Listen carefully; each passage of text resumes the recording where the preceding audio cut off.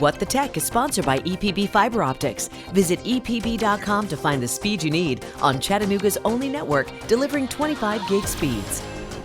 Maintaining a home can be expensive. When things go wrong, some fixes can cost thousands of dollars, and it can take a long time to discover some problems like dangerous gas or water leaks. Well, our consumer technology reporter Jamie Tucker has found a couple of home safety gadgets to eliminate some of those worries. If you've ever had a water heater or a pipe burst in the home, you know it can cost thousands of dollars in damages even before you realize what's happened. A lot of people are talking about these water leak detectors, and I picked one up for about $30 on Amazon to see if it works. Now, the one I picked is by Govee, but there are many others. It comes with a sensor and a gateway that connects to the sensor over Bluetooth and your home's Wi-Fi.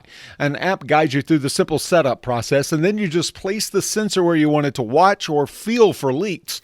I tested it by pouring water around the sensor on my kitchen countertop. When the sensor detected the water, it let out this loud alarm that I could probably hear from another room.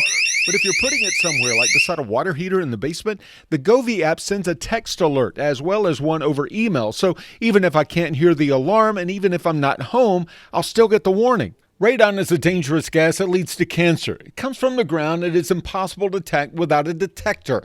I picked up the Corinthium radon detector from Airthings. Over the course of a few days, it detected a radon level of over 6, and it says anything over 4 should be looked at by a professional. I had a home remediation system installed, and within just a few days, the Airthings detector showed the average level of radon had dropped to just 0.2. The Corinthium Pro radon detector is about $180. Picked it up online, as I did with the leak detector, which was about $26, a small price to pay for peace of mind.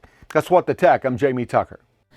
The EPA says radon is the second leading cause of cancer and first among non-smokers. Each year, about 21,000 people die of lung cancer caused by radon exposure.